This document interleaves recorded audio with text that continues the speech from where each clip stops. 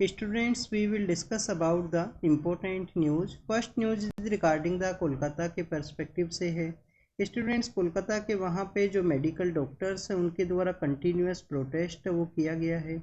आप देखिए कि सुप्रीम कोर्ट के द्वारा अपील भी किया गया था डॉक्टर्स से कि आपके द्वारा प्रोटेस्ट को स्टॉप किया जाए और मेडिकल सर्विस है उनको यहाँ पे रिज्यूम किया जाए। स्टूडेंट्स, अगर हम डॉक्टर्स का जो प्रोटेस्ट है उसके पर्सपेक्टिव से डिस्कस करें तो आप देखिए कि कोलकाता का जो मेडिकल कॉलेज है वहाँ पे डॉक्टर के अगेंस्ट में हीनियस क्राइम का जो केस है वो सामने आया था। तो प्रोटेस्ट करने वाले जो डॉक्टर्स हैं उनका यहाँ पे डिमांड यही है कि जो कल्प्रिट पर्सनस हैं उनको पनिशमेंट है वो दिया जाए। स्टूडेंट्स, अगर हम केस के इन्वेस्टिगेशन के पर्सपेक्टिव से डिस्कस करें तो प्रेजेंट समय में जो इन्वेस्टिगेशन है वो CBI के पास में है। और आप देखिए कि सेंट्रल ब्यूरो ऑफ इन्वेस्टिगेशन का जो बेसिक इन्फॉर्मेशन है हमारे UPSC के एग्ज़ाम से रिलेटेड उसको हमने काफ़ी बार डिस्कस किया है कि वर्ल्ड वॉर सेकंड के समय करप्शन के जो केसेस हैं उनको डील करने के रिगार्डिंग में Delhi special police establishment act है उसको इस्टेब्लिश किया गया था। और आप देखिए कि 1962 के समय संथानम कमेटी के रिकमेंडेशन के बाद में Delhi special police establishment act के थ्रू जो CBI है उसको इस्टेब्लिश किया गया। अब आप देखिए कि उस एक्ट के अंदर में एक सेक्शन 6A है जिसके थ्रू आपको जनरल कंसेंट का जो कॉन्सेप्ट है वो भी देखने के लिए मिलता है कि स्टेट्स के द्वारा जब जनरल कंसेंट है वो प्रोवाइड किया जाएगा तो उसी समय में जो CBI के द्वारा इन्वेस्टिगेशन है उसको कैरी आउट किया जा सकता है उन स्टेट्स के टेरिटरी एरिया के अंदर में। बट आप देखिए कि स्टूडेंट्स, अगर हाई कोर्ट के द्वारा या सुप्रीम कोर्ट के द्वारा CBI को कहा जाए इस केस का इन्वेस्टिगेशन आपको कैरी आउट करना है तो विदाउट जनरल कंसेंट के बेसिस पे भी CBI के द्वारा जो इन्वेस्टिगेशन है वो किया जा सकता है। स्टूडेंट्स, अगर हम डिस्कस करें कोलकाता के पर्सपेक्टिव से तो आप देखिए कि हमारा जो फ्रीडम मूवमेंट है उस दौरान में इस प्लेस का एक इम्पोर्टेंट रोल है। काफ़ी सारे आपको इंडियन नेशनल कांग्रेस के जो सेशंस है वो कोलकाता के अंदर देखने के लिए मिलेंगे। जैसे कि आप देखिए कि 1896 का जो कांग्रेस सेशन है वो कहाँ पे ऑर्गेनाइज हुआ था, कोलकाता के वहाँ पे। और उस 1896 के कांग्रेस सेशन के अंदर में जो हमारा वंदे मातरम है जो बंकिम चंद्र चट्टोपाध्याय जी के द्वारा लिखा गया है उसको फर्स्ट टाइम गाया गया था कलकत्ता सेशन के अंदर 1896 के समय में। 1911 का जो कलकत्ता सेशन के पर्सपेक्टिव से अगर हम डिस्कस करें तो आप देखिए कि जो हमारा नेशनल एंथम है जनगण मन उसको भी फर्स्ट टाइम कांग्रेस सेशन के अंदर 1911 के समय कलकत्ता सेशन के अंदर ही गाया गया था। कलकत्ता अगर सिटी के पर्सपेक्टिव से डिस्कस करें तो आप देखिए कि नवाब और बंगाल जब हुआ करते थे तो उस दौरान में जो कोलकाता है उसको एज ए प्रेसिडेंशियल टाउन के रूप से या प्रेसिडेंशियल सिटी के रूप से ईस्ट इंडिया कंपनी के द्वारा सेटअप किया गया था। ईस्ट इंडिया कंपनी के द्वारा इसको सेटअप किया गया 1699 के समय में। आप देखिए उसके बाद में जो फारूक सियार है उनके द्वारा जो फरमान है वो प्रोवाइड किया जाएगा, ये प्रेसिडेंशियल सिटी के रूप से वहाँ पे सेटअप होता है। जो नवाब ऑफ बंगाल है उनका जो हेडक्वार्टर है, उनका जो एडमिनिस्ट्रेशन हेडक्वार्टर है वो आपको मुर्शिदाबाद एरिया से देखने के लिए मिलता है। और मुर्शिदाबाद और कोलकाता का जो डिस्टेंस है आप देखिए कि अराउंड 200 किलोमीटर के आसपास है, काफ़ी ज़्यादा डिस्टेंस है। तो नवाब ऑफ बंगाल का जो हेडक्वार्टर है वो डिफरेंट हुआ करता था। ईस्ट इंडिया कंपनी के द्वारा कलकत्ता को यहाँ पे सेटअप किया गया एज ए प्रेसिडेंशियल टाउन के रूप से। स्टूडेंट्स, वहाँ पे फोर्टिफिकेशन का जो वर्क है उसको कैरी आउट किया गया। कौन सा रिवर फ्लो करता है कोलकाता के वहाँ पे, हुगली रिवर आपको देखने के लिए मिलेगा। और आप देखिए कि वहाँ पे फोर्टिफिकेशन के ही रिगार्डिंग में नवाब के द्वारा अटैक किया जाता है 1756 के समय में। 1756 के समय अटैक किया जाएगा। ईस्ट इंडिया कंपनी के रिगार्डिंग में वहाँ पे एक ब्लैक होल ट्रेजेडी है वो भी आपको देखने के लिए मिलेगा। फिर आप देखिए कि 1757 के समय प्लासी का जो बैटल है वो देखने के लिए मिलता है, नवाब का उसके अंदर डिफीट होता है। काफ़ी ज़्यादा टैक्टिकल वे के अंदर ईस्ट इंडिया कंपनी के द्वारा जो नवाब के ही एडमिनिस्ट्रेशन या जो इम्पोर्टेंट पर्सनैलिटीज़ हैं उनको ईस्ट इंडिया कंपनी के साइड के अंदर किया गया था। तो स्टूडेंट्स, ये ईस्ट इंडिया कंपनी के बारे में नवाब के पर्सपेक्टिव से हमने डिस्कस किया, कलकत्ता के बारे में हमने डिस्कस किया। प्रेजेंट समय में अगर हम डिस्कस करें तो आप देखिए कि कलकत्ता का जो दुर्गा पूजा है वो काफ़ी ज़्यादा इम्पोर्टेंट है और इंटेंजिबल कल्चरल हेरिटेज का जो लिस्ट है उसके अंदर उसको ऐड किया गया है। तो दुर्गा पूजा को इंटेंजिबल कल्चरल हेरिटेज जो यूनेस्को का जो लिस्ट है उसके अंदर ऐड किया गया। आप देखिए कि दुर्गा पूजा के बाद में जो गरबा है गुजरात से उसको भी ऐड किया गया है। तो इंटेंजिबल कल्चरल हेरिटेज के बारे में था। हेरिटेज साइट के पर्सपेक्टिव से अगर हम डिस्कस करें तो आप देखिए कि जो शांति निकेतन है, जो रविंद्रनाथ टैगोर के पर्सपेक्टिव से या देवेंद्रनाथ टैगोर का जो अंतिम समय में जो आश्रम हुआ करता था, वो भी आपको जो हेरिटेज साइट है उसके रूप से भी उसको लास्ट ईयर ऐड किया गया। तो स्टूडेंट्स, ये कलकत्ता के बारे में वेस्ट बंगाल के पर्सपेक्टिव से कुछ बेसिक इन्फॉर्मेशन को हमने डिस्कस किया है। नेक्स्ट स्टूडेंट्स, मणिपुर के पर्सपेक्टिव से, मणिपुर के वहाँ पे आप देखिए कि फिर से जो वायलेंस का जो न्यूज़ है वो सामने आया है। स्टूडेंट्स के द्वारा इम्फाल के एरिया के अंदर में जो प्रोटेस्ट है वो किया गया है, और आप देखिए कि वहाँ पे जो इंटरनेट है उसको बैन किया गया है, इंटरनेट को कुछ दिनों के लिए बैन किया गया है मणिपुर के वहाँ पे। तो स्टूडेंट्स, अगर हम इंटरनेट बैन के पर्सपेक्टिव से कुछ बेसिक इन्फॉर्मेशन को डिस्कस करें, तो आप देखिए कि इंटरनेट को एज ए बेसिक राइट के रूप से भी रिकॉग्नाइज किया गया है हमारे सुप्रीम कोर्ट के द्वारा भी, हाई कोर्ट के द्वारा। स्टूडेंट्स, सुप्रीम कोर्ट के द्वारा 2020 के समय में अनुराधा बसीन वर्सेज यूनियन ऑफ इंडिया का ये केस है। अनुराधा बसीन एक जर्नलिस्ट है कश्मीर से रिलेटेड। तो आप देखिए कि अनुराधा बसीन versus union of India case के अंदर में इंटरनेट को आर्टिकल जो 19 है, आर्टिकल 19 क्या है, आर्टिकल 19 का जो क्लोज 1 का ए है, आप देखिए कि freedom of speech and expression के रिगार्डिंग में है। और आर्टिकल 19 का जो क्लोज 1 है उसी का जो जी नंबर का जो आर्टिकल है वो बेसिकली जो प्रोफेशन है, जो ऑक्यूपेशन है, जो बिजनेस है उसके रिगार्डिंग में है। तो आप देखिए कि जो freedom of speech and expression का भी यहाँ पे बेसिक जो टूल है वो माना गया है इंटरनेट को, कि आपके द्वारा सोशल मीडिया के थ्रू कुछ लिखा जाए गवर्नमेंट के अगेंस्ट में, या आपका freedom of speech and expression का आपके पास में ये राइट है। नेक्स्ट आप देखिए कि काफ़ी सारा जो बिजनेस है वो प्रेजेंट समय में आपको इंटरनेट के थ्रू देखने के लिए मिलेगा, जैसे कि आप ये जो वीडियो है ऑनलाइन वे में आप इंटरनेट के थ्रू ही आपके पास में अवेलेबल है। नेक्स्ट आप देखिए कि 19(1) के थ्रू काफ़ी सारे जो OTT प्लेटफॉर्म्स हैं, काफ़ी सारे जो ऑनलाइन डिलीवरी के जो प्लेटफॉर्म्स हैं, आप देखिए कि इंटरनेट वहाँ पे बेसिक है। तो बेसिकली इनका जो पार्ट है वो माना गया था। केरला हाई कोर्ट के द्वारा अर्लियर फेज के अंदर आर्टिकल जो 21A है, राइट टू एजुकेशन, उसका भी जो पार्ट है वो माना था इंटरनेट को केरला हाई कोर्ट के द्वारा। तो इंटरनेट के बारे में हुआ। इंटरनेट बैन के पर्सपेक्टिव से अगर हम डिस्कस करें तो स्टूडेंट, टेलीग्राफ एक्ट है, टेलीग्राफ एक्ट है 1885 के समय का, और इसी टेलीग्राफ एक्ट के जो कुछ उसको अमेंड है वो किया गया था 2017 के समय में। तो उसके थ्रू इंटरनेट है उसको बैन किया जाता है किसी भी एरिया के रिगार्डिंग में, क्योंकि स्टूडेंट्स आप देखिए कि आर्टिकल 19 के अंदर में आपको freedom of speech and expression है, but freedom of speech and expression के भी कुछ यहाँ पे रेस्ट्रिक्शंस हैं कि कंट्री का जो सोर्निटी है, कंट्री का जो यूनिटी है, उसके अंदर कोई वायलेशन है, कोई इम्पैक्ट है वो ना हो। इस तरीके का freedom of speech and expression वो भी नहीं है कि एब्सोल्यूट वे में आपको दिया गया है कि आप एंटी कंट्री एक्टिविटी को भी यहाँ पे कैरी आउट करो। तो इस तरीके का freedom of speech and expression आपको नहीं देखने के लिए मिलेगा। नेक्स्ट अगर हम बात करें स्टूडेंट्स, यहाँ पे राइट टू इन्फॉर्मेशन है उसका भी पार्ट माना गया है इंटरनेट को, कि जो कि आर्टिकल 19 है उसका ही पार्ट है। तो आप देखिए कि राइट टू इन्फॉर्मेशन जो कि आपको राजनारायण केस है, state of Uttar Pradesh, Rajnarain versus state of Uttar Pradesh का जो केस है उसके अंदर राइट टू इन्फॉर्मेशन है उसका भी इसको पार्ट माना गया था। स्टूडेंट्स, अगर हम डिस्कस करें इंटरनेट बैन के बारे में तो किसके पास अथॉरिटी है, टेलीग्राफिक एक्ट 1885 के थ्रू या उसके जो अमेंडमेंट है 2017 के, उसके पास उसमें उसके उन एक्ट के थ्रू आप देखिए किसके पास अथॉरिटी है। तो यूनियन गवर्नमेंट का जो होम सेक्रेटरी है या स्टेट का जो होम सेक्रेटरी है, उनके पास में जो पब्लिक ऑर्डर है, पब्लिक सेफ्टी है या पब्लिक इमरजेंसी है, उसकी रिगार्डिंग में आप देखिए कि यहाँ पे पावर है कि 5 डेज के लिए जो इंटरनेट है उसको बैन किया जा सकता है। 15 डेज का भी जो बैन है वो यहाँ पे लगाया जा सकता है इंटरनेट के रिगार्डिंग में।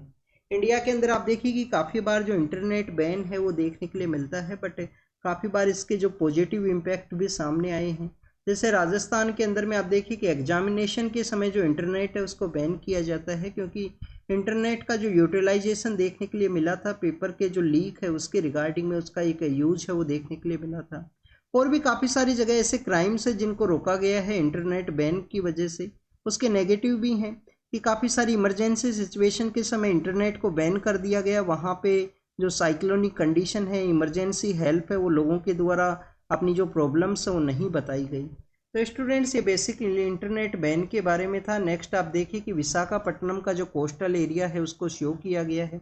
जब भी स्टूडेंट्स वहाँ पे डिप्रेशन का सिचुएशन क्रिएट हुआ था, और आप देखिए कि हाई टाइड का जब सिचुएशन क्रिएट होता है तो उस समय काफ़ी सारा जो मिनरल रिच सोइल है वो यहाँ पे टाइड के द्वारा लेके आया जाता है, जो कोस्टल एरिया के अंदर उसका प्रेजेंस आपको देखने के लिए मिलेगा। आप देखिए कि यहाँ पे जो ब्लैक सॉइल है उसको बताया गया है। स्टूडेंट, जब भी हम ब्लैक सॉइल के बारे में रीड करते हैं, तो आप देखिए कि ब्लैक सॉइल कौन कौन से ऐसे हमारे मिनरल्स हैं जिसके अंदर में उसका जो वो सरप्लस है वो देखने के लिए मिलेगा।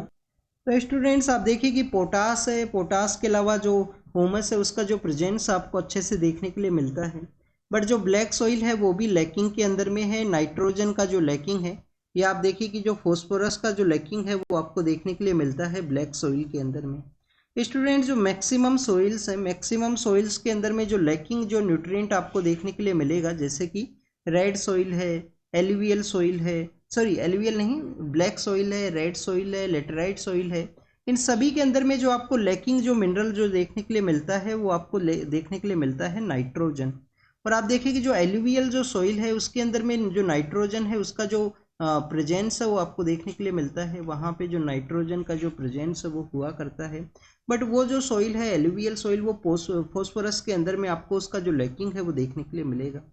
हमारा जो डेक्कन का जो पार्ट है, डेक्कन ट्रैप के नाम से भी एक वर्ड है, वो काफ़ी ज़्यादा फेमस है ज्योग्राफी के पर्सपेक्टिव से।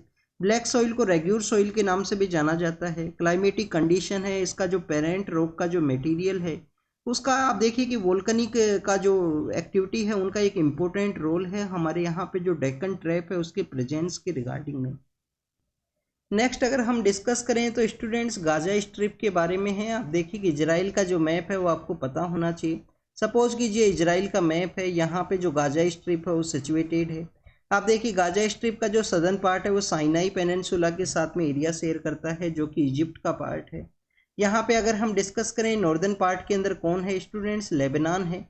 और लेबनान के अंदर जो पॉलिटिकल पावर्स हैं, जैसे कि पॉलिटिकल पावर प्रेसिडेंट है, जो प्राइम मिनिस्टर का जो पोस्ट है, सपोज कीजिए स्पीकर का जो पोस्ट है लोकसभा के अंदर में, ये जो पॉलिटिकल पावर्स है उनको डिवाइड किया गया है। वहाँ पे जो एथनिक कम्युनिटीज़ हैं, जिस तरीके से वहाँ पे जो एथनिक कम्युनिटीज़ हैं उनके वहाँ पे डिवाइड किया गया है लेबनान के अंदर में। ईस्टर्न पार्ट के अंदर में आपको जो जॉर्डन है वो देखने के लिए मिलेगा। नॉर्थ ईस्ट के अंदर सीरिया है, यहाँ पे आप देखिए कि जॉर्डन है। क्या स्टूडेंट्स, जो इजराइल है, इजराइल के द्वारा क्या यहाँ पे रेड सी के साथ अपना एरिया शेयर किया जाता है? तो स्टूडेंट्स, इजराइल का एक पार्ट है जो देखिए कि जो गल्फ ऑफ अकाबा के थ्रू में रेड सी से डायरेक्ट जो कनेक्टिविटी है वो आपको देखने के लिए मिलेगा। बेसिकली वो जो पार्ट है जॉर्डन का पार्ट हुआ करता था, बट इजराइल के द्वारा 1967 के वॉर के समय कुछ एरिया को आप देखिए कि जॉर्डन को वापस से नहीं दिया गया था, जैसे कि नॉर्थ ईस्ट पार्ट के अंदर जो गोलन हाइट का जो एरिया है उसको नहीं दिया गया है। अगर हम बात करें स्टूडेंट्स, ये इजराइल का लोकेशन हुआ, रेड सी के साथ गल्फ ऑफ अकाबा के थ्रू कनेक्टेड है। इजराइल के द्वारा स्ट्राइक किया गया है सदर्न पार्ट है जो गाजा स्ट्रिप का, सपोज कीजिए गाजा स्ट्रिप का पार्ट है, तो इसका जो सदर्न पार्ट है यहाँ पे खान यूनिस नाम का जो सिटी है वो सिचुएटेड है। तो वहाँ पे अटैक किया गया है। काफ़ी सारी जो ह्यूमैनिटेरियन आप देखिए कि इमरजेंसी का सिचुएशन है गाजा स्ट्रिप के वहाँ पे। नेक्स्ट अगर हम बात करें स्टूडेंट्स स्ट्रीट डॉग्स हैं उनके बारे में है, तो आप देखिए कि हाई कोर्ट के द्वारा बताया गया कि जो गार्बेज का जो डिस्पोजल है वो पुअर क्वालिटी के अंदर में है। उसी के रिगार्डिंग में जो यहाँ पे डॉग्स हैं, मंकीज हैं, उनके जो नंबर्स हैं वो कंटिन्यूस राइज हुए हैं अर्बन एरियाज़ के रिगार्डिंग में। स्टूडेंट्स, आप देखिए कि सॉलिड वेस्ट मैनेजमेंट का जो डिस्पोजल है वो भी लोकल अथॉरिटीज़ का ही वर्क आपको देखने के लिए मिलता है। जो स्ट्रीट एनिमल्स हैं उनका जो बर्थ को कंट्रोल करना, उनका जो बर्थ है उसको कंट्रोल करने का जो रिस्पॉन्सिबिलिटी है वो भी आपको लोकल अथॉरिटीज़ है उनका ही देखने के लिए मिलेगा। आप देखिए कि हमारे यहाँ पे लोकल अथॉरिटीज़ का प्रॉब्लम क्या है, 3F एक प्रॉब्लम देखने के लिए मिलता है। सबसे पहले प्रॉब्लम है फंड का, कि उनके पास में खुद का कोई फंड है वो नहीं हुआ करता है। प्रॉपर्टी टैक्स है वो नहीं लगाया जाता है उनके द्वारा। और भी काफ़ी सारे इश्यूज आपको देखने के लिए मिलते हैं। फंड के अलावा आप देखिए कि फंक्शन का इश्यू आपको देखने के लिए मिलेगा कि काफ़ी सारे जो फंक्शंस हैं उसके रिगार्डिंग में उनके पास में वर्किंग पावर है वो नहीं है, लॉज उनके रिगार्डिंग में नहीं है। तो फंड है, फंक्शन है और फंक्शनरीज जो बेसिकली यहाँ पे पॉलिटिकल जो अथॉरिटीज़ हुआ करती हैं। काफ़ी बार आप देखिए कि जो सरपंच पति कॉन्सेप्ट जैसे लोकल एरिया के अंदर आपको देखने के लिए मिलेगा, वैसे वुमेन्स को रिजर्वेशन है, बट पॉलिटिकल फैमिली का जो वर्क है वो वहाँ के जो मेल्स है उन्हीं के द्वारा किया जाएगा। जो फंक्शनरीज हैं वो अवेयर नहीं है अर्बनाइजेशन के रिगार्डिंग में, कि अर्बन एडमिनिस्ट्रेशन का उनको नॉलेज नहीं है। ऐसे काफ़ी सारे प्रॉब्लम्स हैं हमारे लोकल एरिया एडमिनिस्ट्रेशन के। नेक्स्ट अगर हम बात करें स्टूडेंट्स उत्तर प्रदेश के, वहाँ पे आप देखिए कि उत्तर प्रदेश इंडिया का फर्स्ट स्टेट है जिनके द्वारा ह्यूमन और एनिमल्स का अगर कोई कन्फ्लिक्ट होता है, ह्यूमन और एनिमल्स का जो कन्फ्लिक्ट होता है उसको डिजास्टर का जो स्टेटस है वो दिया गया है। पर्सन्स जिनको इम्पैक्ट होता है उनको कुछ मनी है वो भी कंपनसेशन के रूप से प्रोवाइड किया जाएगा, तो ये आपको पता होना चाहिए। आप देखिए कि उत्तर प्रदेश का जो नॉर्दर्न पार्ट है, जो यहाँ पे तराई का जो रीजन है, बहराइच के वहाँ पे केस है वो सामने आया था कि वोल्फ के द्वारा अटैक किया गया है काफ़ी सारे लोगों के ऊपर में। अब आप देखिए हो सकता है कि ये यहाँ पे एक मैसेज है उसको स्प्रेड किया गया हो। जहाँ पे भी आपको वाइल्ड लाइफ के जो प्रेजेंस आपको देखने के लिए मिलेगा, वहाँ पे आप देखिए कि काफ़ी बार ऐसे जो केसेज हैं वो देखने के लिए मिलते हैं कि काफ़ी बार एंटी एनिमल जो मैसेज है उसको स्प्रेड किया जाएगा। इस तरीके के भी इंसिडेंट्स आपको काफ़ी बार देखने के लिए मिलते हैं। तो वोल्फ के पर्सपेक्टिव से हम यहाँ पे डिस्कस करेंगे। सबसे पहले आप देखिए कि बहराइच के वहाँ से कौन सा रिवर है वो फ्लो किया करता है। तो स्टूडेंट जो घग्गर रिवर है, जो घाघरा रिवर है, वो वहाँ से फ्लो किया करती है। और आप देखिए कि ये रिवर का जो ओरिजिनेशन है वो आपको करनाली रिवर के रूप से देखने के लिए मिलता है। कहाँ पे? नेपाल के वहाँ पे। फिर आप देखिए कि अवध के रीजन के अंदर जब ये रिवर एंटर करती है तो आपको ये रिवर सरयू के रूप से देखने के लिए मिलेगा। और ये वही सरयू रिवर है जिसके ऊपर अयोध्या है वो सिचुएटेड है। अयोध्या जो सिटी है वो सरयू रिवर के ऊपर ही सिचुएटेड आपको देखने के लिए मिलता है। अब अगर हम बात करें वोल्फ के पर्सपेक्टिव से, आप देखिए कि वोल्फ को आपने काफ़ी बार रीड किया होगा। वोल्फ को जाना जाता है भेड़िया के रूप से। भेड़िया या नेकला, इसके अलग अलग नाम हुआ करते हैं अलग अलग पार्ट्स के अंदर में। ग्रासलैंड एरिया के अंदर में या ओपन जो एरिया है वहाँ पे इसका प्रेजेंस आपको देखने के लिए मिलता है। काफ़ी बार जो वोल्फ है उसको जो गोल्डन जयकाल है उसके साथ में भी जो उसके साथ सिमिलर उनका जो अपीयरेंस होने की वजह से, बट आप देखिए कि जो जयकाल है उसका लेंथ लिटिल बिट आपको लेंदी देखने के लिए मिलेगा, लिटिल बिट मोर वेट है वो आपको देखने के लिए मिलता है। तो आप देखिए कि वोल्फ एंड जयकाल के बीच डिफ्रेंशिएट ना करने की वजह से, पीपल्स मोर अवेयर ना होने की वजह से काफ़ी बार जो जयकाल है गोल्डन जयकाल उसको भी यहाँ पे अटैक है वो कर दिया जाता है। स्टूडेंट्स वोल्फ के द्वारा भी आप देखिए कि लेस प्रे, जब उनका जो जिनको वो हंट करते हैं तो उनका लेस प्रे बेस होने के समय डोमेस्टिकेटेड जो एनिमल्स हैं उनके ऊपर अटैक किए जाते हैं। बट ह्यूमन बींग्स के ऊपर आपको अटैक के जो केसेज हैं वो काफ़ी कम देखने के लिए मिलेंगे। अगर हम जयकाल के पर्सपेक्टिव से डिस्कस करें गोल्डन जयकाल के बारे में, आप देखिए कि जयकाल को सीआर के नाम से जाना करते हैं। ह्यूमन बींग्स के लिए वो कम्प्लीटली डेंजर नहीं है, कोई भी डेंजर का सिचुएशन है वो नहीं क्रिएट करता है। दोनों ही जो एनिमल्स हैं वोल्फ एंड जयकाल, हमारा जो वाइल्ड लाइफ प्रोटेक्शन एक्ट है उसका जो शेड्यूल 1 है, वाइल्ड लाइफ प्रोटेक्शन एक्ट का जो शेड्यूल 1 है उसके अंदर में इनको प्रोटेक्ट है वो किया गया है। आप देखिए कि ये वहाँ का न्यूज़ था। हमने ह्यूमन और एनिमल्स का जो कन्फ्लिक्ट है उसके बारे में डिस्कस किया। उत्तर प्रदेश के वहाँ पे डिजास्टर के रूप से उसको रिकॉग्नाइज किया गया है। नेक्स्ट स्टैच्यू ऑफ यूनिटी के बारे में है। स्टैच्यू ऑफ यूनिटी कहाँ पे सिचुएटेड है? गुजरात के ऊपर सिचुएटेड है। किस उसका कोई पोस्ट है उसके रिगार्डिंग में कुछ इन्फॉर्मेशन को मेंशन किया गया है। स्टूडेंट्स यहाँ पे हमने जब मणिपुर के बारे में डिस्कस किया था तो आप देखिए कि मणिपुर के बारे में ही इंटरनेट बैन को हमने डिस्कस किया। बट आप देखिए काफ़ी बार गवर्नमेंट के द्वारा आईटी एक्ट का जो सेक्शन 69A है, सेक्शन 69A है इंफॉर्मेशन टेक्नोलॉजी एक्ट का, तो उसका भी यूटिलाइज किया जाता है। कुछ वेबसाइट हैं, कुछ प्लेटफॉर्म्स हैं उनको ब्लॉक करने के रिगार्डिंग में। तो आईटी एक्ट का जो सेक्शन 69A है ये आपको पता होना चाहिए। कुछ स्पेसिफिक जो वेबसाइट है उसको बैन करने का, उसका जो मैसेज स्प्रेड ना हो इंडिया के अंदर में, तो इस एक्ट का जो यूटिलाइजेशन है वो किया जाता है। अगर हम बात करें स्टैच्यू ऑफ यूनिटी, हमारे जो फर्स्ट डिप्टी प्राइम मिनिस्टर हैं सरदार वल्लभ भाई पटेल, उनको ये डेडिकेटेड है। आप देखिए कि सरदार वल्लभ भाई पटेल को जो सरदार का जो टाइटल है वो किसके द्वारा दिया गया था? अब आपके लिए ये होमवर्क है। सरदार का जो टाइटल है वो किनके द्वारा दिया गया था? क्या दर्शना सोल्ट रिवोल्ट के समय इनको वहाँ पे सोल्ट रिवोल्ट के जो प्रोटेस्टर्स हैं उनके द्वारा दिया गया था? या आप देखिए कि गुजरात का जो सदर्न पार्ट है वहाँ पे एक सिटी है सूरत, और सूरत के पास में एक जगह है बारडोली।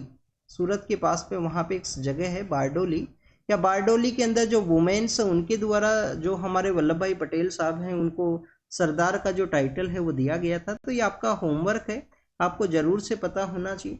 सूरत के बारे में 2 पॉइंट यहाँ पे डिस्कस करेंगे। 1907 का कांग्रेस सेशन, जिसके अंदर कांग्रेस के अंदर यहाँ पे स्प्लिट होता है, मॉडरेट्स डिफरेंट होते हैं, एक्सट्रीमिस्ट यहाँ पे अलग से होंगे। और इसके अलावा सूरत किसके लिए फेमस है? डायमंड का जो कटिंग एंड पॉलिशिंग है उसके लिए फेमस है। प्रेजेंट समय में वहाँ पे रिसेशन का जो न्यूज़ है वो सामने आया था, क्योंकि G7 कंट्रीज के द्वारा रसिया से जो डायमंड रो डायमंड निकलता है उसके रिगार्डिंग में जो बैन है वो लगाया गया था। नेक्स्ट अगर हम बात करें उड़ीसा के बारे में, उड़ीसा में वहाँ पे आप देखिए कि काफ़ी सारी ऐसी ट्राइबल कम्युनिटीज़ हैं जिनके बच्चों ने नीट के एग्ज़ाम के अंदर अच्छा परफॉर्म किया है, उनको मेडिकल कॉलेज के अंदर एडमिशन मिला है। आप देखिए कि यहाँ पे जो कांधामल जो डिस्ट्रिक्ट है उसके बारे में डिस्कस किया गया है। कांधामल डिस्ट्रिक्ट वैसे भी एक टॉपिक के लिए फेमस है, जिसको भी हम यहाँ पे डिस्कस करेंगे। तो कांधामल डिस्ट्रिक्ट के वहाँ पे एक ट्राइब पाई जाती है, उस ट्राइब का जो नाम है वो कोंद ट्राइब है। कोंद ट्राइब के जो पर्सनस हैं, जो आप देखिए कि उनके जो एक चिल्ड्रन है उसको शो किया गया है, उनके द्वारा अपना स्टडी है, हार्डवर्क है वो किया गया, और वहाँ पे मेडिकल कॉलेज के अंदर उनका एंट्रेंस है वो मिला है। नेक्स्ट अगर हम बात करें, कुछ दिन पहले आप देखिए कि हमने एक PVTG कम्युनिटी है बोंडा ट्राइब, जो उड़ीसा के वहाँ पे बोंडा ट्राइब है, उसके बारे में डिस्कस किया था कि बोंडा ट्राइब के एक पर्सन के द्वारा, जो स्टूडेंट्स के द्वारा मेडिकल कॉलेज के अंदर एडमिशन लिया गया नीट के एग्ज़ाम के थ्रू में। अब आप देखिए कि हमने यहाँ पे कांधामल जो डिस्ट्रिक्ट है, कांधामल जो डिस्ट्रिक्ट है उसके बारे में डिस्कस किया है। स्टूडेंट्स, कांधामल डिस्ट्रिक्ट के अंदर पाया जाता है टर्मरिक। टर्मरिक वहाँ पे काफ़ी ज़्यादा हुआ करता है। टर्मरिक का मतलब क्या है? हल्दी।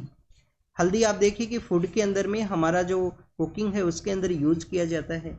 स्टूडेंट्स, कांधामल जो टर्मरिक है वो जिसको GI टैग है वो मिला था, GI टैग है वो दिया गया था। GI टैग आप देखिए कि 10 ईयर के लिए दिया जाता है, 10 ईयर के बाद में उसका रिवाइवल है वो किया जाएगा। नेक्स्ट अगर हम बात करें कांधामल जो टर्मरिक है उसके बारे में, या टर्मरिक का जो प्रोडक्शन है उसके पर्सपेक्टिव से हम डिस्कस करें, तो इंडिया आप देखिए कि लार्जेस्ट प्रोड्यूसर भी है, लार्जेस्ट कंज्यूमर भी है, प्रोड्यूसर भी है, और आप देखिए कि लार्जेस्ट जो एक्सपोर्ट है वो भी टर्मरिक का इंडिया के द्वारा ही किया जाता है। महाराष्ट्र, तेलंगाना, कर्नाटका और तमिलनाडु ऐसे स्टेट्स हैं जहाँ पे टर्मरिक का जो आपको प्रोडक्शन है वो काफ़ी अच्छे से देखने के लिए मिलेगा। लास्ट ईयर जब तेलंगाना का विजिट के लिए हमारे प्राइम मिनिस्टर सर गए थे, तो उनके द्वारा टर्मरिक बोर्ड है उसके सेटअप करने के बारे में भी डिस्कस किया गया था। टर्मरिक बोर्ड को सेटअप किया जाएगा, वो उनके द्वारा मेंशन किया गया था। नेक्स्ट अगर हम बात करें चाइना और अफ्रीका की जो कंट्रीज है उनका जो मीटिंग ऑर्गेनाइज हुआ है, जिसमें आप देखिए कि यहाँ पे फोरम फॉर चाइना अफ्रीका जो कंट्रीज़ के कोऑपरेशन के बारे में जो फोरम है उनका, उसके बारे में डिस्कस किया गया है। आप देखिए कि चाइना के द्वारा एक तो यहाँ पे मीटिंग के अंदर बताया गया कि जब लास्ट ईयर G20 का मीटिंग हुआ था, तो चाइना के द्वारा फर्स्ट टाइम जो अफ्रीकन यूनियन है जिसका हेडक्वार्टर कहाँ पे है? एडिस अबाबा। एडिस अबाबा कहाँ है? एडिस अबाबा है इथोपिया के वहाँ पे। तो आप देखिए अफ्रीकन यूनियन को ऐड करने के बारे में चाइना के द्वारा फर्स्ट एंडोर्स किया गया था। इंडिया के द्वारा जो प्रपोजल रखा गया था कि अफ्रीकन यूनियन को ऐड करना है G20 के अंदर में, G20 के वहाँ पे इसको ऐड किया गया। ग्लोबल साउथ को इंडिया के द्वारा प्रमोट किया गया, ये यहाँ पे नहीं मेंशन है, ये आपको इन्फॉर्मेशन के रूप से बताया गया है। अब चाइना का जो अफ्रीका का जो समिट हुआ है, अफ्रीका आप देखिए कि फ्यूचर का कंट्री है, 21 सेंचुरी का जो डिमांड है, जो क्रिटिकल मिनरल्स है उनका प्रेजेंस है वहाँ पे, तो चाइना के द्वारा कंटिन्यूस इंगेजमेंट किया गया है। चाइना का आप देखिए कि एक मिलिट्री का जो बेस है वो भी आपको जिबूती के वहाँ पे देखने के लिए मिलेगा, जो कि हॉर्न ऑफ अफ्रीका का पार्ट है।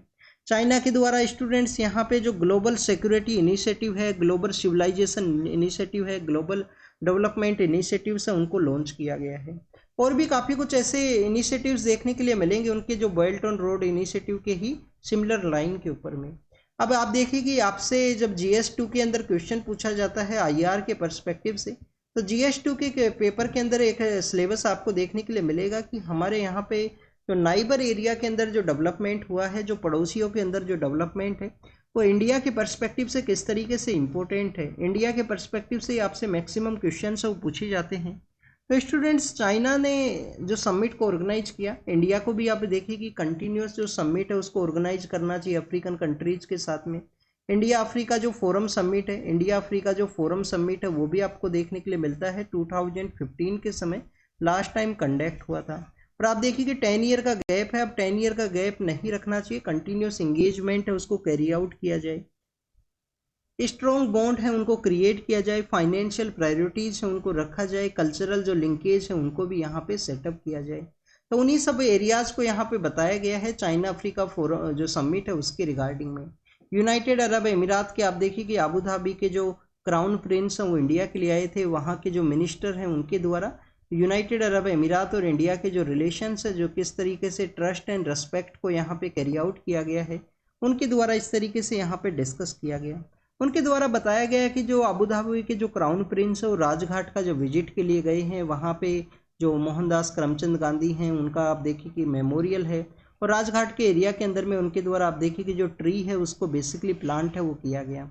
उनकी जो 3 जनरेशन है उनके द्वारा ट्री है उसको प्लांट किया गया है। डेट शो करता है कि जो पास्ट के अंदर भी यूनाइटेड अरब अमीरात का इंडिया के साथ में रिलेशन था, प्रेजेंट जो जनरेशन है उनका भी रिलेशन, और फ्यूचर के समय भी जो रिलेशन है वो आपको देखने के लिए मिलेगा। यहाँ पे बताया गया है कि स्टूडेंट्स की जो रिलेशन है वो ट्रस्ट के बेसिस पे हैं। इंडिया आप देखिए कि 40 टाइम्स लार्जर है, मोस्ट पॉपुलस कंट्री है अगर यूनाइटेड अरब अमीरात के पर्सपेक्टिव से डिस्कस करें। इंडिया का जो इकोनॉमी के अंदर में जो मोर इंगेजमेंट आप पीपल्स का देखने के लिए मिलेगा एग्रीकल्चर सेक्टर के अंदर में। इंडिया के जो लोग हैं वो सबसे ज़्यादा एग्रीकल्चर सेक्टर के अंदर इंगेज करते हैं, बट यूनाइटेड अरब अमीरात के वहाँ पे 1% जो लोग हैं उनका एग्रीकल्चर के अंदर आपको इंगेजमेंट है वो देखने के लिए मिलता है। हमारे जो ट्रेड लिंक्स हैं वो भी यहाँ पे एंशियंट समय से ही हैं। आप देखिए कि इंडस वैली सिविलाइजेशन के काफ़ी सारे ऐसे एविडेंस है जो यूनाइटेड अरब अमीरात के वहाँ पे देखने के लिए मिलेंगे। और हमारे वेस्टर्न कोस्ट के जो कोस्टल एरियाज हैं उसके रिगार्डिंग में मिनिस्ट्री ऑफ कल्चर के द्वारा आप देखिए कि एक प्रोजेक्ट मौसम है उसको लॉन्च किया गया था। प्रोजेक्ट मौसम क्या है? प्रोजेक्ट मौसम के अंदर में हमारे जो एंशियंट जो ट्रेड रूट हैं, एंशियंट जो पोर्ट्स हैं उनको रिवाइवल करने के बारे में मिनिस्ट्री ऑफ कल्चर का ये प्रोजेक्ट था जिसको लॉन्च किया गया था। अब यहाँ पे डिस्कस ये किया गया है कि जो यूनाइटेड अरब अमीरात हैं उनके द्वारा आप देखिए कि इंडिया के साथ में कंप्रीहेंसिव इकोनॉमिक जो पार्टनरशिप एग्रीमेंट है उसको साइन किया है। हमारा जो ट्रेड है वो कंटिन्यूस बूस्ट के अंदर में है। कल्चरल हमारे लिंकेज है इंडस वैली सिविलाइजेशन के समय से। फ्यूचर के जो टेक्नोलॉजिकल वे में इनोवेशन को सेटअप करने की रिगार्डिंग में हमारा जो इंडियन इंस्टीट्यूशन ऑफ टेक्नोलॉजी है उसका आप देखिए कि एक सेंटर है उसको वहाँ पे आबू धाबी के वहाँ पे इस्टेब्लिश किया गया है। तो इंडिया और यूएई के बारे में था ये। नेक्स्ट अगर हम डिस्कस करें स्टूडेंट्स एक फार्मास्यूटिकल प्रोडक्ट के बारे में है। आप देखिए कि काफ़ी बार अस्थमा के रिगार्डिंग में इसको यूज है वो किया जाता है। तो कैसे इसका जो ओवर यूज है वो डेंजरस है। अभी एक पर्सन है जो कंटिन्यूस अस्थमा से इम्पेक्टेड थे, तो उन पर्सन के द्वारा जो सुसाइड है वो किया गया है। तो मेंटल हेल्थ को किस तरीके से इम्पैक्ट करता है, यूरोपियन जो कंट्रीज है वहाँ पे इसका जो यूज है उसको रेस्ट्रिक्ट किया गया है, उसके बारे में यहाँ पे बेसिकली जो मेंशन किया गया है। क्या इंडिया के अंदर इसका जो यूज है वो रेस्ट्रिक्टेड है? स्टूडेंट्स इंडिया के अंदर जो यूज है उसके रिगार्डिंग में किसी भी तरीके का रेस्ट्रिक्शन नहीं है। आप देखिए कि गाइडलाइंस को इशू किया जाए, प्रॉपर वे में इसका यूटिलाइज किया जाए जिसका मेंटल वे में जो इम्पैक्ट है वो करता है। क्यों इस प्रोडक्ट को यूज किया जाता है? क्योंकि आप देखिए कि इनहेलर है जो अस्थमा के लिए यूज किया जाता है। इनहेलर का यूज जो लोग हैं वो सोशल वे में या पब्लिक वे में नहीं करना चाहते हैं, ऐसे जो फार्मास्यूटिकल प्रोडक्ट्स को यूज करना चाहते हैं जिससे कि वो अस्थमा एंड जो भी कोल्ड का जो प्रॉब्लम्स है उससे जल्द ही ओवरकम करें, जल्दी ही उससे रिवाइवल करें। तो आप देखिए कि इसी के बारे में है कंप्लीट इन्फॉर्मेशन। अगर हम बात करें एग्जाम के रिगार्डिंग में इसको कहाँ पे यूटिलाइज किया जाएगा, इसको एज ए पॉइंट के बेसिस पे आप यूज कर सकते हो कि हमारे जो हेल्थ सेक्टर के अंदर में प्रॉपर वे में रेगुलेशन होना चाहिए। किसी भी अगर फार्मास्यूटिकल प्रोडक्ट का अगर नेगेटिव इम्पैक्ट है तो उसको जल्द ही रिकॉल किया जाए, उसको रिकॉल किया जाए, जिसके बारे में हमने डिस्कस किया था, जो दिनेश ठाकुर सर के द्वारा अपने एडिटोरियल के अंदर मेंशन किया गया था। स्टूडेंट्स ANI नाम का जो इंस्टीट्यूशन है जो कि न्यूज़ के पर्सपेक्टिव से है, आप देखिए ANI के द्वारा विकीपीडिया के रिगार्डिंग में जो डिफामेशन का जो केस है वो फाइल किया गया था। क्या स्टूडेंट विकीपीडिया के अगेंस्ट में जो केस है वो फाइल हो सकता है? यस स्टूडेंट्स, केस फाइल हो सकता है। विकीपीडिया को ऑलरेडी काफ़ी सारे कंट्रीज़ के द्वारा बैन भी किया गया है। इनका जो काफ़ी बार बायस कंट्रीज़ का जो गवर्नमेंट है उनके द्वारा इसको बायस माना जाता है, इनके द्वारा उस कंट्री के अगेंस्ट में जो इन्फॉर्मेशन है उसको प्रोवाइड किया गया इस तरीके से। तो आप देखिए कि यस डिफामेशन केस है वो फाइल हो सकता है। डिफामेशन हमारे कंट्री के अंदर में आपको सिविल एंड क्रिमिनल पर्सपेक्टिव से देखने के लिए मिलेगा। पहले तो आप देखिए कि IPC जब हुआ करता था, अब तो IPC नहीं है, भारतीय न्याय संहिता है। IPC के अंदर में जो सेक्शन 499 है, 500 है, उसके अंदर में इसका मेंशन आपको देखने के लिए मिलता है। इसके अलावा स्टूडेंट्स अगर हम बात करें, आप देखिए कि यहाँ पे राइट टू रेपुटेशन है, जिसको कि आर्टिकल 21 का भी पार्ट माना गया है। सुब्रमण्यम स्वामी जो केस है 2016 के समय का, कि हर एक पर्सन का रेपुटेशन है उसको आप डिफेम है वो नहीं कर सकते हो, तो डिफामेशन जो सूट है वो फाइल किया जा सकता है। नेक्स्ट अगर हम बात करें स्टूडेंट्स, ओवेरियन जो कैंसर है उसके बारे में है। तो आप देखिए कि स्टूडेंट्स यहाँ पे जो सितंबर का जो मंथ है वो बेसिकली ओवेरी का जो ये कैंसर है उसके अवेयरनेस का जो मंथ है उसके रूप से सेलिब्रेट किया जाता है, कि उसका जो अवेयरनेस है उसको यहाँ पे इंक्रीज किया जाए। नेक्स्ट अगर हम बात करें जनवरी के मंथ के बारे में, तो आप देखिए कि जनवरी का जो मंथ है वो सर्वाइकल कैंसर के अवेयरनेस के रिगार्डिंग में उसका जो आपको मंथ है वो देखने के लिए मिलता है। सितंबर का जो मंथ है वो आप देखिए कि जो पोषण माह के रूप से भी सेलिब्रेट किया जाता है, पोषण माह के रूप से भी सेलिब्रेट किया जाता है। अगर हम ओवेरियन कैंसर के बारे में बात करें तो आप देखिए कि एक तो स्क्रीनिंग है वो काफ़ी कम है, लेट फेज के अंदर में लोगों को पता लगता है कि वो इससे इम्पैक्ट करते हैं। लाइफ स्टाइल को भी यहाँ पे मेन रीजन है वो माना गया है, कि आप देखिए कि जो टेलकम पाउडर्स हैं उसका जो यूटिलाइजेशन है, लाइफ स्टाइल का जो जिस तरीके से वर्किंग प्रोसेस है उसको कुछ रीजन है वो माना गया है। तो ओवेरियन कैंसर के बारे में था, उसके अवेयरनेस को स्प्रेड किया जाए। इसके भी काफ़ी सारे केसेज हैं इंडिया के अंदर में, अराउंड 40,000 के आसपास जो पर्सनस है वो इससे इम्पेक्टेड हैं, उसके बारे में इसको बताया गया। नेक्स्ट अगर हम बात करें रसिया यूक्रेन कन्फ्लिक्ट को, इंडिया के द्वारा 4 पॉइंट्स यहाँ पे सजेस्ट किए गए हैं। जर्मनी का जो विजिट है उसके लिए हमारे जो मिनिस्टर ऑफ एक्सटर्नल सर हैं वो वहाँ पे गए हुए हैं, उनके द्वारा बताया गया। एक हमारे पॉलिटिकल लीडर हैं उनके अगेंस्ट में जो डिफामेशन का जो केस है उसको स्टे किया गया है, आप देखिए कि सुप्रीम कोर्ट के द्वारा। स्टूडेंट्स नेक्स्ट अगर हम डिस्कस करें साइबर कमांडोज के बारे में है। आप देखिए कि हमारे यहाँ पे मिनिस्ट्री ऑफ होम अफेयर्स के अंडर में एक इंस्टीट्यूशन है जिसको कि हम I4C के नाम से जानते हैं। I4C बेसिकली क्या है students, Indian cyber crime coordination centre है, Indian cyber crime coordination centre है। तो इसका जो इस्टेब्लिशमेंट के जो ईयर्स हैं वो कंप्लीट हुए हैं, तो बताया गया है कि आने वाले 5 ईयर्स के अंदर जो साइबर कमांडोज हैं उनको डिप्लॉय किया जाएगा, जिससे कि साइबर एक्टिविटीज़ को रोका जा सके। केदारनाथ के वहाँ पे आप देखिए कि एक इंसिडेंट है वो सामने आया। स्टूडेंट जब भी हम केदारनाथ उत्तराखंड के बारे में डिस्कस करते हैं तो लास्ट ईयर का आपको एक तो सिल्कियारा नाम का जो टनल है, सिल्कियारा टनल का केस कहाँ पे सामने आया था, उत्तरकाशी जो डिस्ट्रिक्ट है वहाँ पे, उत्तराखंड के वहाँ पे आप देखिए। नेक्स्ट आप देखिए केदारनाथ के बारे में जब भी हम डिस्कस करते हैं तो 4 धाम के बारे में आपको पता होना चाहिए।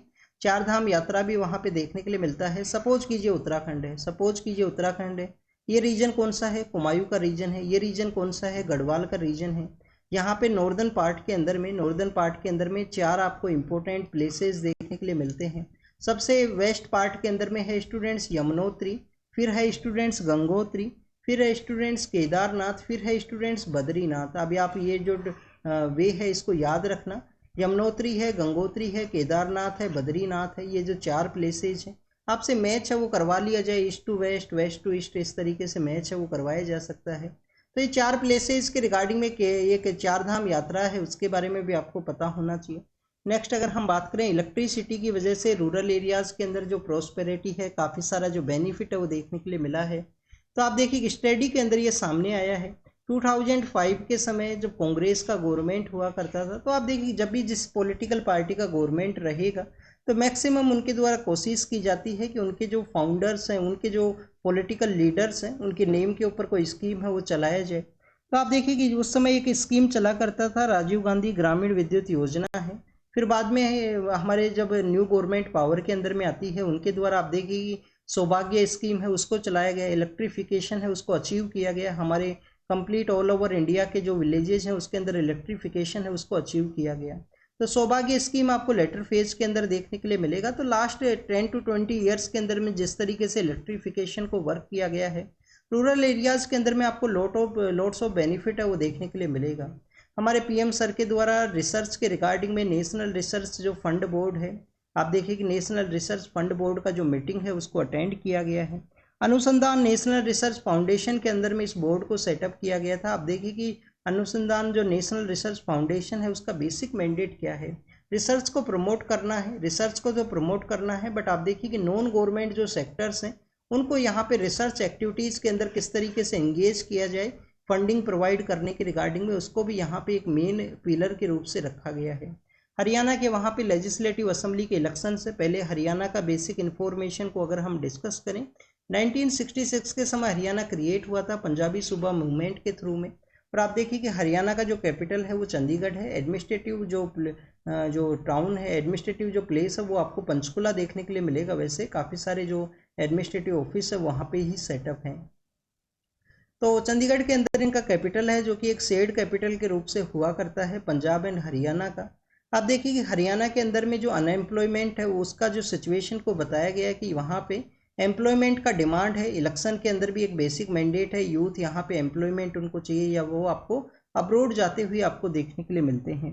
अनएम्प्लॉयमेंट की रेट्स के बारे में अगर हम बात करें, पीरियोडिक लेबर फोर्स सर्वे के अंदर में अनएम्प्लॉयमेंट हरियाणा के अंदर 9% है वो बताया गया है। तो हमारे कंट्री का जो एवरेज अनएम्प्लॉयमेंट का जो रेट है वो 4.1 है। तो आप देखिए कि 4.1 से डबल है हरियाणा के अंदर में ये पीरियोडिक लेबर फोर्स सर्वे का ये जो डाटा है। नेक्स्ट अगर हम बात करें स्विट्जरलैंड के बारे में है। हरियाणा के बारे में आप देखिए कि ये हमने अनएम्प्लॉयमेंट के बारे में यहाँ पे डिस्कस किया। अब आपको यहाँ पे बहुत सारे पॉलिटिकल पार्टीज है जिनका डिमांड ये भी है कि जो एमएनसी हैं हरियाणा के अंदर में, आप देखिए कि काफ़ी सारे ऐसे एरियाज हैं जहाँ पे मल्टीनेशनल कंपनीज का प्रेजेंस है। तो लोकल पर्सन को यहाँ पे जो प्रायोरिटी के अंदर रखा जाए। बट आप देखिए आर्टिकल 16 को जब हम रीड करते हैं, आर्टिकल 16 क्या है, एम्प्लॉयमेंट के रिगार्डिंग में फंडामेंटल राइट है। कौन कौन से एक्सेप्शन है आर्टिकल 16 के, तो रेजिडेंस भी एक एक्सेप्शन आपको देखने के लिए मिलेगा। बट आर्टिकल 16 के अंदर जो लॉ मेकिंग पावर है वो किसके पास में है, पार्लियामेंट के पास में है। स्टेट के पास में लॉ मेकिंग पावर है वो नहीं है। एक यहाँ पे स्कॉलर पर्सन है जिनको कि स्विट्जरलैंड के अंदर में कुछ केस के अंदर में आप देखिए कि रेप का जो केस है उसके अंदर में उनको अरेस्ट किया गया है, उसके बारे में यहाँ पे मेंशन किया गया है। एग्जाम के पर्पज़ से नहीं इम्पोर्टेंट है। वियतनाम कहाँ पे है, आप देखिए कि ये लाओस है। कुछ दिन पहले हमने डिस्कस किया था लाओस का जो ईस्टर्न पार्ट है। लाओस तो बेसिकली लैंडलॉक कंट्री है। लाओस का जो ईस्टर्न पार्ट है वहाँ पे आपको वियतनाम है वो देखने के लिए मिलेगा। वियतनाम के वहाँ पे आप देखिए कि साइक्लोनिक कंडीशन की वजह से फ्लड का सिचुएशन क्रिएट हुआ, उसके बारे में बताया गया है।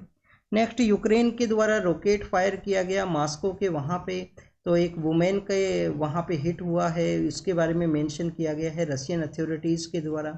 यूरोपियन यूनियन के द्वारा गूगल के अगेंस्ट में जो एंटी ट्रस्ट का है उसको यहाँ पे इम्पोज किया गया है। और आप देखिए कि यूरोप की कुछ कंट्री जो उन्होंने अपनी सिक्योरिटी के रिगार्डिंग में कंसर्न्स को रेज किया गया है कि ईरान के द्वारा जो बैलिस्टिक मिसाइल को सप्लाई किया गया यूक्रेन के कन्फ्लिक्ट के रिगार्डिंग में रसिया को, तो उसके बारे में मेंशन है। इजराइल के बारे में ऑलरेडी हम डिस्कस कर चुके हैं। मालदीव के अंदर में आप देखिए कि 3rd मिनिस्टर है उनको रिजाइन करना पड़ा है। इंडियन पीएम के अगेंस्ट में कुछ स्टेटमेंट है वो दिया गया था उनके द्वारा। स्पेस एक्स आप देखिए कि उनके द्वारा सिविलियन पर्सनस को स्पेस के अंदर में सेंड करने के रिगार्डिंग में, स्पेस वॉक के रिगार्डिंग उनका एक प्राइवेट ऑर्बिट है वो आपको प्राइवेट जो क्रू है वो आपको देखने के लिए मिलेगा। रसिया के द्वारा कुछ विलेज है उनको कैप्चर किया गया है ईस्टर्न पार्ट ऑफ यूक्रेन के वहाँ पे। तो this is all about the today's newspaper discussion. आप इसको रीड कीजिए, रिवाइज कीजिए, जो भी इन्फॉर्मेशन आपको मिले उसको नोट डाउन कीजिए। Thank you students, thank you very much.